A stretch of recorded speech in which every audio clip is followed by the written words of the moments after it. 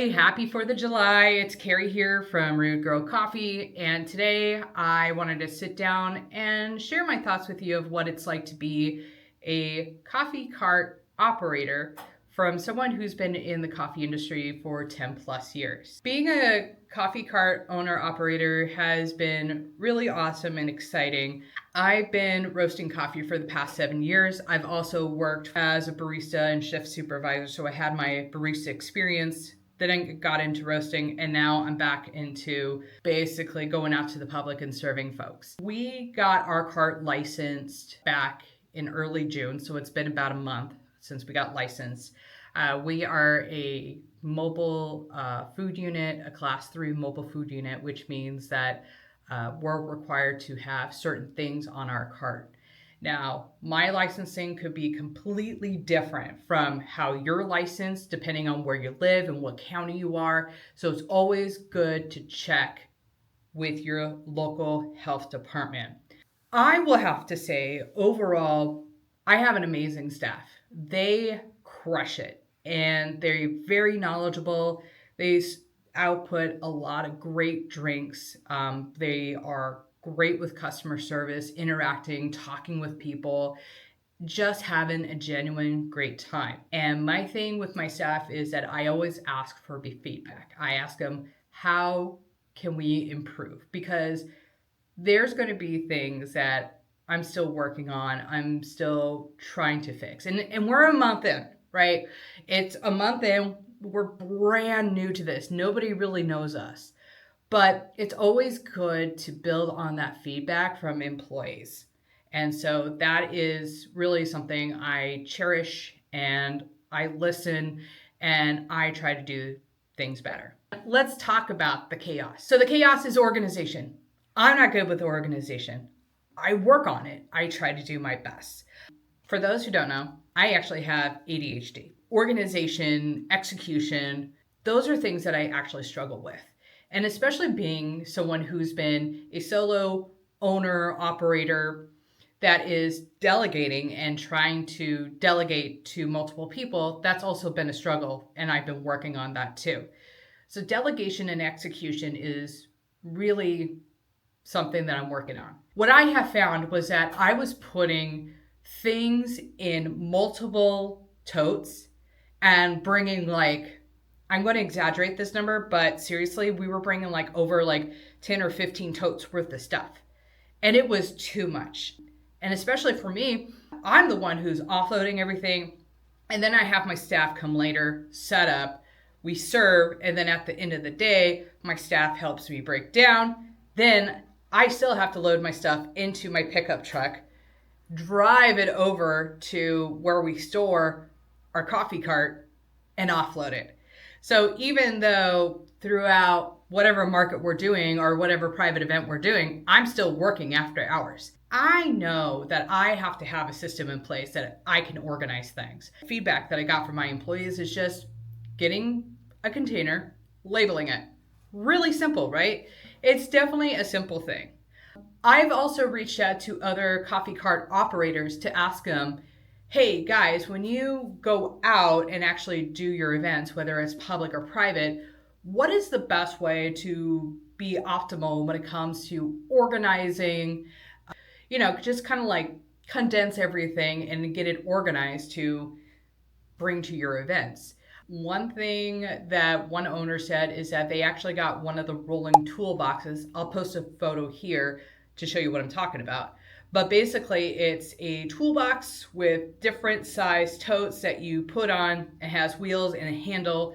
I'm looking to actually get one of those and really organizing it, because the last thing I want when I go, especially to a public event or a farmer's market, is to see a mess behind our cart where it's just boxes and random totes everywhere. It just looks disorganized, and it's a reflection on me and my brand.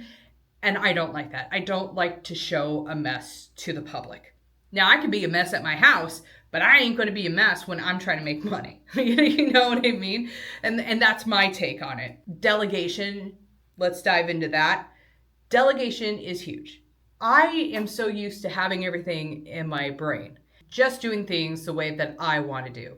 I have realized that I have capable staff that can do those things, but they also need direction and guidance.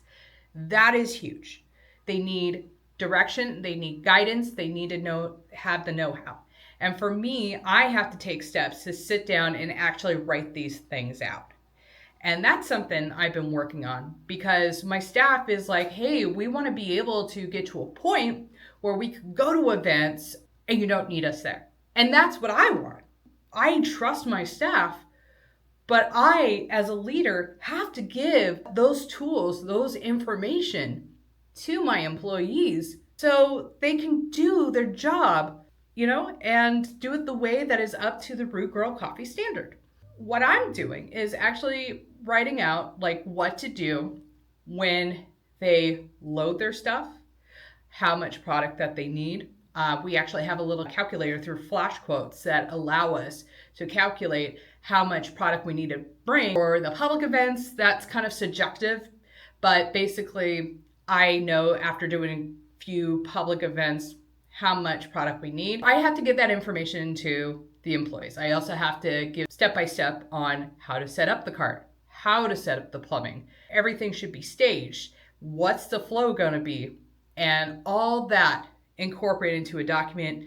And actually one of my employees suggested I should take photos.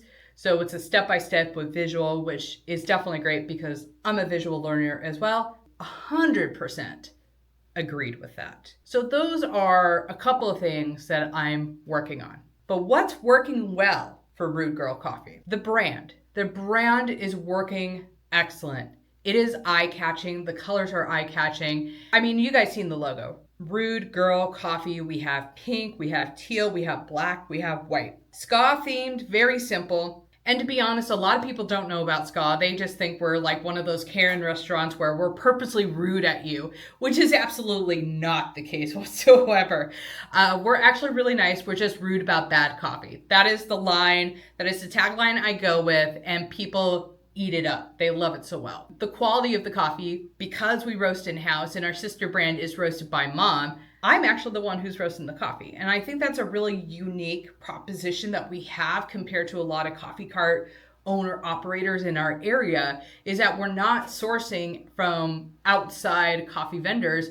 We're actually doing everything in-house. And I think that is a special thing that we propose.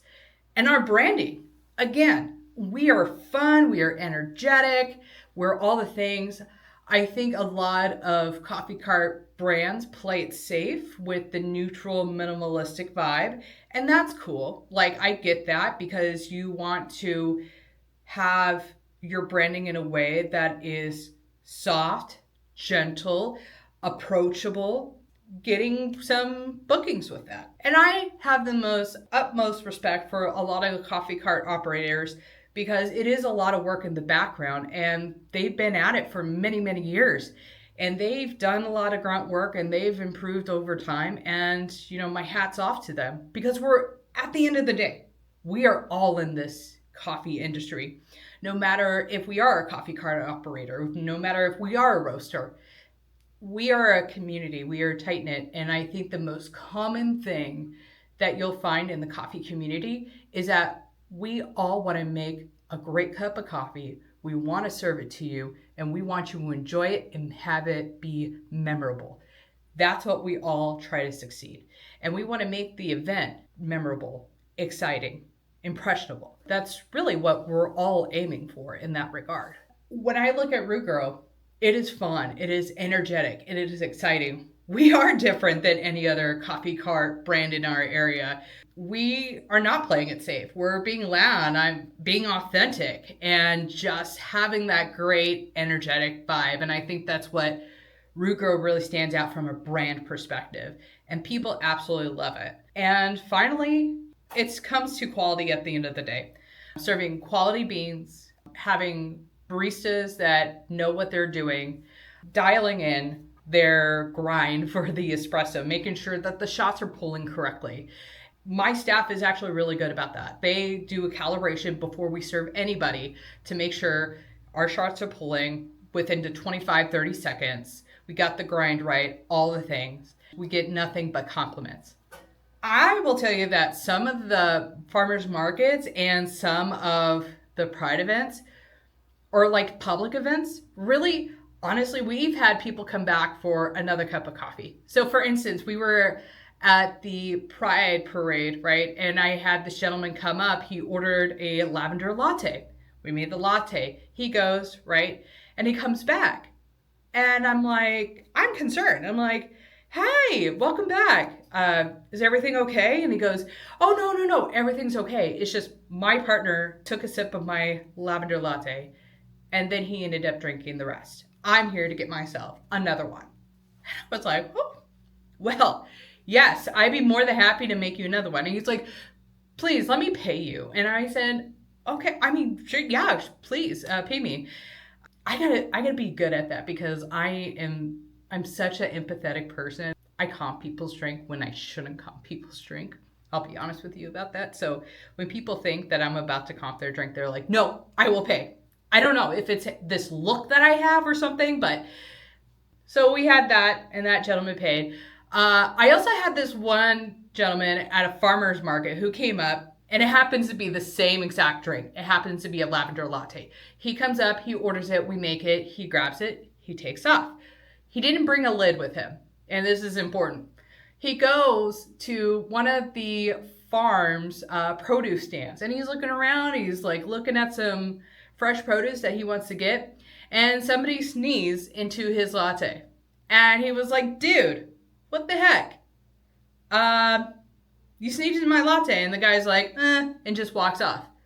So that gentleman came by, he got another lavender latte from us, and I was like, oh my God, I feel so bad. Like, we could totally make it on the house. He's like, no.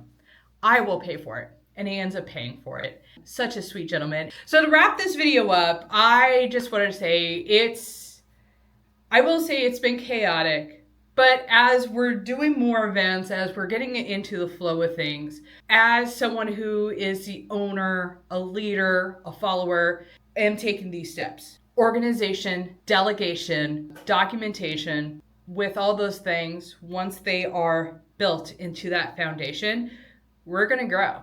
Keep doing what we're doing because we're knocking out great quality drinks. I think on back of house perspective, we definitely need a lot of work.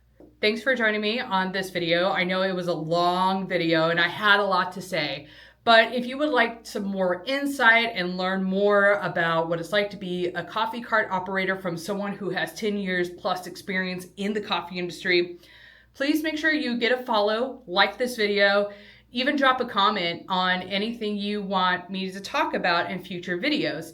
Our channel is slowly growing, and so if we can get more people joining us and interacting with us, it would really help us out, push us out to the algorithm, because I enjoy doing content like this, giving you a POV from my perspective of what it's like to own a new coffee cart business. So thank you so much for tuning in. I hope you enjoy your 4th of July weekend if you are watching this, and I'll see you on the next video.